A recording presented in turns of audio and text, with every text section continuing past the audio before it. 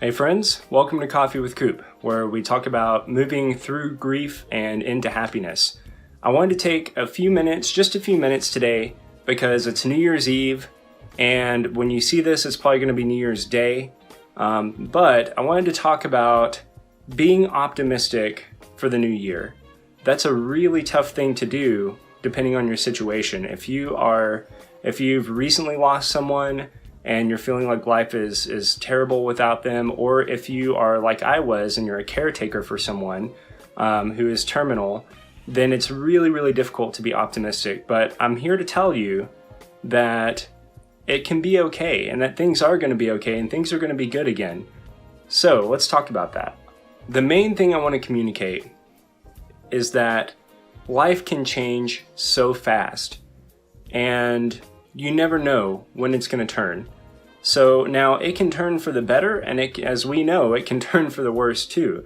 So I feel like my life happens in seasons where I might get to have a few years of just growth, where it just seems, maybe there are some rocky points, but it seems like things are trending upward for me, and I just grow from year to year. But then something comes along, like, and in my case, the big one was when Jen got diagnosed with cancer.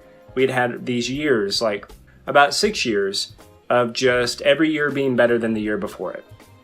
And then when she got diagnosed with cancer, it very quickly turned like that. And all of a sudden, our entire life wasn't about being happy and being a family. It was about fighting cancer. So it can turn for the worst, but it can also turn for the better. And you never know when that's going to happen. So, for example, I would have never guessed that Becky and I would be together right now. And I would have never imagined how quickly we could fall in love. I've known Becky for a long time. I've known her a little bit longer than I knew Jen. I met Becky about, 4 or 5 months before I met Jen. So we've known each other for over 11 years. But that whole time before we ended up being together, I wasn't really interested in her, and I never really saw her as someone that I would want to be with. It turns out I just didn't know her well enough. Well, of course, when you're married, well, at least when I was married, I wasn't like looking around or anything. But here we are. One day we just, I just saw something in her, and she saw something in me, and then eventually, over time, that led to us trying it out. And once we started dating, things just happened really, really fast. And so sometimes life can turn very slowly too. In one sense, me being able to have that moment with Becky happened because of a lot of things that I'd done to prepare myself for Jen's death. And so that included things like getting counseling. But anyway, just try to be optimistic, because, things can turn, and they can turn really fast. I mean, I was walking outside and I almost slipped on some ice on my porch. And I just thought, wow, what if I had slipped and cracked my skull open? I mean, if it didn't kill me, it would definitely dramatically alter my life very, very quickly. So life is just so fragile, and it's so fleeting, and it's so short. Even if you get a long life, it's not long enough,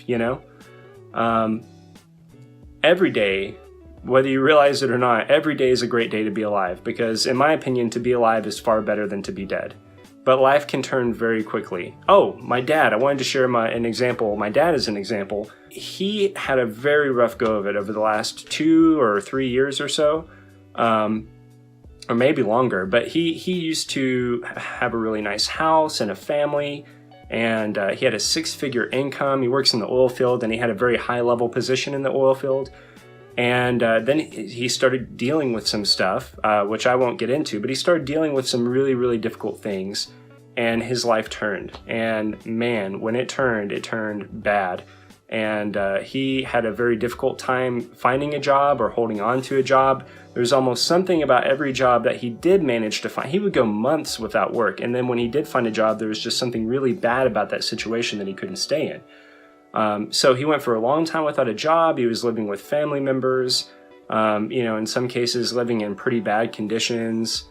like without all your basic utilities and stuff like that, but just trying to hang in there. It was very, very difficult for him to hang on, but things finally turned, and within a month, it's a world of difference for him.